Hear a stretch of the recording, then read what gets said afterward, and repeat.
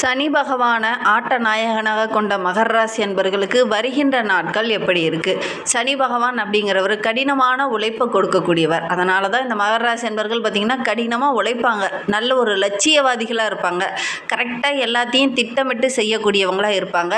இவங்களுக்கு இந்த மே மாதத்தில் ஒரு சில மாற்றங்கள் நிகழ இருக்குது. அது என்ன மாற்றம் அப்படிங்கிறத தொடர்ந்து இந்த வீடியோவை பார்த்திங்கன்னா உங்களுக்கே புரியும்.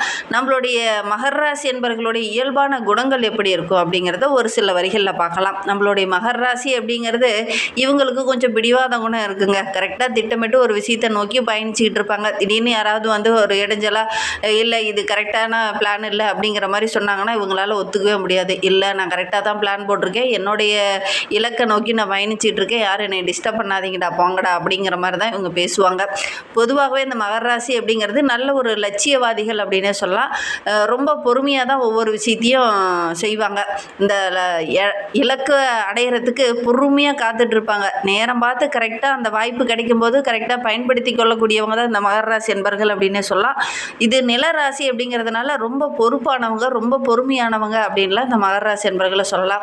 இவங்க பெரும்பாலும் தவறு செய்கிறதுக்கான வாய்ப்புகள் ரொம்ப குறைவு அப்படின்னு சொல்லலாம். ரொம்ப நீதி நேர்மையாக இருப்பாங்க. தவறான பாதையில் போனால் கூட சனி பகவான் ராசி அதிபதியாக இருக்கிறதுனால நேர்மையான பாதையில் போப்பா அப்படிங்கிற மாதிரி தான் அவர் வழி நடத்துவார். அதனால் இவங்க இந்த மகர ராசி என்பர்கள் அப்படிங்கிறவங்க ரொம்ப ஒரு நல்லவங்களாக இருப்பாங்க. இவங்களுக்கு கொஞ்சம் இரக்க குணம் அதிகம். இதனால் போய் ஒரு சில பிரச்சனையில் இவங்கள மாட்டிக்கிட்டாதான். ஏன்னா நல்லவங்க யாரு கெட்டவங்க யாரு அப்படின்னு ஒரு பக்கம் அறிந்தாலும் கூட ஒரு சிலர்லாம் கஷ்டப்படும் போது இந்த எதிரிகளே ஒரு சில இடத்துல கஷ்டப்பட்டாங்கன்னா கூட இவங்களால தாங்கிக்க முடியாது, ஓடி போய் உதவி செய்வாங்க. அதனால் ஒரு சில இடத்துல பார்த்திங்கன்னா கொஞ்சம் மாட்டிக்கொள்ளக்கூடிய ஒரு நபர்கள் இந்த மகர ராசி என்பர்கள் அப்படின்னு சொல்லலாம். ஒவ்வொரு இடத்துலையும் நிதானித்து எச்சரிக்கையாக செயல்பட்டாங்கன்னாவே இவங்களுடைய வாழ்க்கை ரொம்ப சிறப்பாக இருக்கும். குறிப்பாக பார்த்திங்கன்னா ஒரு 35 வயதுக்கு மேலே இவங்களுடைய வாழ்க்கை ரொம்ப அமோகமாக இருக்கும் அப்படின்னு சொல்லலாம். ஒவ்வொரு விஷயத்துலையும் யோசித்து எச்சரிக்கையாக இருக்கணும். குறிப்பாக எதிரிகளுடைய தொல்லை உங்களுக்கு கொஞ்சம் அந்த காலகட்டத்தில் அதிகமாக இருக்கும். வியாபாரத்தில் கூட தொழிலில் கூட நிறைய எதிரிகள் உருவாகுவாங்க. கொஞ்சம் திட்டமிட்டு ஒவ்வொரு விஷயத்தையும் இறங்குனீங்க அப்படின்னா ஓரளவுக்கு சாதிக்கக்கூடிய யோகம் நம்மளுடைய மகர ராசி அன்பர்களுக்கு அமையும் அப்படின்னு சொல்லலாம். குடும்பத்தின் மீது பாசமாக இருப்பாங்களா அப்படின்னு பார்த்திங்கன்னா ரொம்ப பாசம், அதீத பாசம் உடையவங்க இந்த மகர ராசி அன்பர்கள் அப்படின்னு சொல்லலாம். ஏன்னா இவங்களுடைய ராசி அதிபதி சனி பகவான், அதோட கூட சூரியன், சந்திரன், செவ்வாயோட நட்சத்திரமும் இதில் இருக்கிறதுனால இந்த மகர ராசி என்பர்கள் குடும்பத்தின் மீது ஒரு பற்றோடு இருப்பாங்க. தந்தை கிரகம் என்று சொல்லக்கூடிய சூரியனுடைய நட்சத்திரமும் இந்த மகர ராசியில் இருக்குது. தாய் கிரகம் என்று சொல்லக்கூடிய சந்திரனோட நட்சத்திரமும் இந்த மகர ராசியில் இருக்குது, திருவோண நட்சத்திரம். அதே மாதிரி செவ்வாயோட நட்சத்திரமும் இதில் இருக்குது. அதனால் இந்த மகர ராசி என்பர்கள் குடும்பத்தின் மீது ஒரு பாசம், பற்று இதெல்லாம் இவங்களுக்கு இயல்பாகவே இருக்கும். மற்றவங்க சொல்லி தான் வரணுங்கிறதில்ல, இயல்பாகவே என்னுடைய குடும்பத்தை நான் தான் பார்த்துப்பேன், என்னுடைய உறவுகளை நான் காப்பாற்றணும் அப்படிங்கிறத அந்த பொறுப்புணர்வை எடுத்துக்கொள்ளக்கூடிய ஒரு நபர்கள் தான் இந்த மகர ராசி என்பர்கள். ரொம்ப விசுவாசமானவங்க, பெற்றோருக்கு சேவை செய்யணுங்கிற ஒரு மனப்பான்மை படைத்தவங்க இந்த மகர ராசி என்பர்கள். இவங்க தாயின் மீது ரொம்ப பாசமாக இருப்பாங்க. நிர்வாகத்திறன் இவங்களுக்கு அதிகமாக இருக்கும் அப்படின்னு சொல்லலாம். திட்டமிட்டு ஒவ்வொரு விஷயத்துலையும் இறங்கக்கூடியவங்க இந்த மகர ராசி என்பர்கள் அப்படின்னு சொல்லலாம். உங்களுடைய பலவீனம் அப்படின்னு எடுத்துக்கிட்டிங்கன்னா சில நேரங்களில் கொஞ்சம் பிடிவாதமாக செயல்படுவாங்க. அதுதான் இவங்களுடைய பலவீனம் அப்படின்னு சொல்லலாம். ஏன்னா நீ அவனுக்கு வேண்டாம், நீ அவனே எதிரி, உனக்கு பிரச்சனையை உண்டு பண்ணுவான் அப்படின்னு ஒரு சில இடத்துல மற்றவங்க சொல்லுவாங்க. ஆனால் இந்த மகர ராசி என்பர்கள் அதை கேட்க மாட்டாங்க. இல்லைப்பா, எதிரியாக இருந்தாலும் அவன் கஷ்டப்படுறான், அதை பார்த்துக்கிட்டு என்னால் சும்மா இருக்க முடியாது, நான் போய் அவனுக்கு உதவி செஞ்சுட்டு வந்துடுறேன் அப்படிங்கிற மாதிரி இவங்க பேசி போய் பிரச்சனையில் மாட்டிக்குவாங்க. அது வந்து கொஞ்சம் உங்களுடைய பிடிவாதத்தை மட்டும் இவங்க தளர்த்திக்கிட்டாங்க அப்படின்னா கண்டிப்பாக நல்ல ஒரு மேன்மை இவங்க எதிர்பார்க்கலாம் அப்படின்னே சொல்லலாம். சரி, இவங்களுக்கு இந்த மே மாதத்தில் ஒரு சில மாற்றங்கள் நிகழ இருக்குது. அதை பற்றி நம்ம இன்னுமே விளக்கமாக பார்க்கலாம் வாங்க. நீங்கள் இப்போ தான் ஃபஸ்ட் டைமாக நம்ம சேனலை பார்க்குறதா இருந்தால் நம்ம சேனலை சப்ஸ்கிரைப் பண்ணிவிட்டு கூடவே இருக்கிற பெல் ஐக்கானையும் கிளிக் பண்ணிக்கோங்க. அப்போ தான் நாங்கள் போடுற ஒவ்வொரு வீடியோவுமே உங்களுக்கு நோட்டிஃபிகேஷனாக வரும்.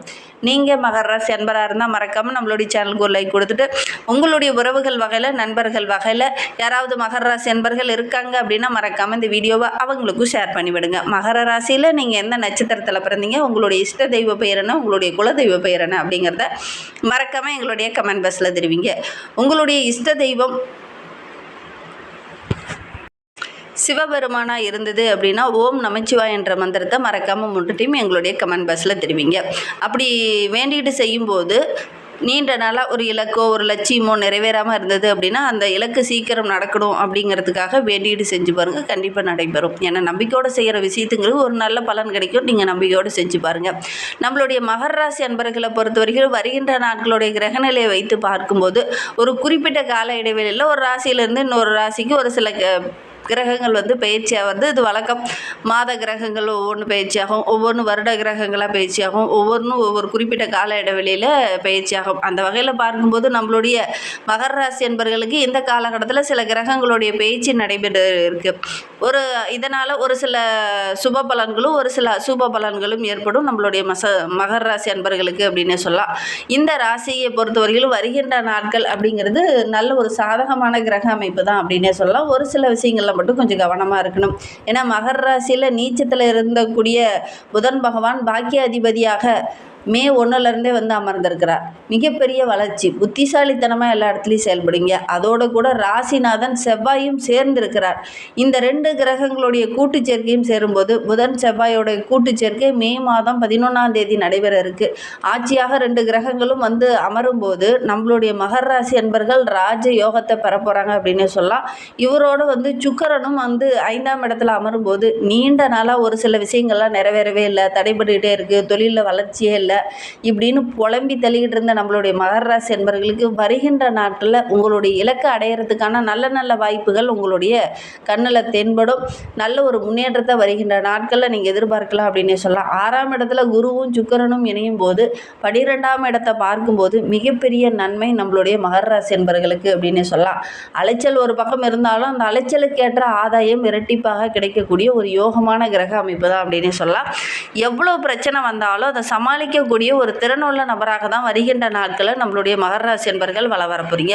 குறிப்பாக மகர ராசி பெண்களுக்கு இது வந்து ஒரு அற்புதமான கிரக அமைப்பு அப்படின்னு சொல்லலாம்.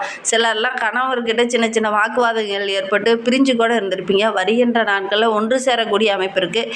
பிள்ளைங்க மூலிமா மகிழ்ச்சி தர மாதிரி நல்ல நல்ல விஷயங்கள் இந்த மகர ராசி என்பர்களுக்கு இந்த காலகட்டத்தில் அமையும். நல்ல ஒரு முன்னேற்றத்தை எதிர்பார்க்கலாம். நீண்ட நாளாக நீங்கள் எதிர்பார்த்த விஷயங்கள் எல்லாமே இந்த காலகட்டத்தில் ஒவ்வொன்றா நடக்க ஆரம்பிக்கும். மகர ராசிக்கு நெடுநாளாக ஒரு சில விஷயங்கள் நிறைவேறாமல் தள்ளி போயிட்டே இருந்திருக்கும். வருகின்ற நாட்களில் உங்களுடைய நீண்ட நாள் ஆசை, கனவு, லட்சியம் இது எல்லாமே நிறைவேறும். ஒரு யோக கிரக அமைப்புகள் கூட்டு சேர்க்கையினால் நம்மளுடைய மகர ராசி என்பவர்களுக்கு ரொம்ப ஒரு மகிழ்ச்சிகரமான கிரக அமைப்பு அப்படின்னு சொல்லலாம். நீண்ட நாளாக ஒரு சில விஷயங்களுக்காக நீங்கள் கவலைப்பட்டுகிட்டே இருந்திருப்பீங்க. தொழிலில் நம்ம நிறைய உழைப்பு போடுறோம், ஆனால் அதற்கான பலன் கிடைக்க மாட்டேங்குது. திருமணத்திற்காக வரன் தேடிட்டு இருக்கோம், ஆனால் நல்ல ஒரு வரனே அமைய மாட்டேங்குது, தள்ளி போயிட்டே இருக்குது. திருமண வாழ்க்கையில் தடை வந்துக்கிட்டே இருக்குது அப்படின்னு நினச்ச மகர ராசி என்பர்களுக்கு வருகின்ற நாட்களில் அந்த பிரச்சனை எல்லாம் சரியாகும். நல்ல ஒரு வாழ்க்கை துணை கிடைக்கக்கூடிய யோகம் இருக்குது. இந்த காலகட்டத்தில் முயற்சி பண்ணுங்கள். அது ஆணாக இருந்தாலும் சரி, பெண்ணாக இருந்தாலும் சரி, திருமண வயதில் இருக்கக்கூடிய மகர ராசி பெண்கள் இந்த காலகட்டத்தில் முயற்சி பண்ணீங்க அப்படின்னா கண்டிப்பாக நல்ல ஒரு அனுகூலமான பலன் கிடைக்கும் அப்படின்னு சொல்லலாம். காதல் தோல்வியால் கவலைப்பட்டு இருந்த மகர ராசி என்பர்களுக்கு வருகின்ற நாட்களில் நல்ல ஒரு சாதகமான பலன் கிடைக்கும் அப்படின்னு சொல்லலாம். பெரிய பெரிய பிரபலங்களுடைய அறிமுகம் இந்த காலகட்டத்தில் இந்த மகர ராசி என்பர்களுக்கு கிடைக்கும்.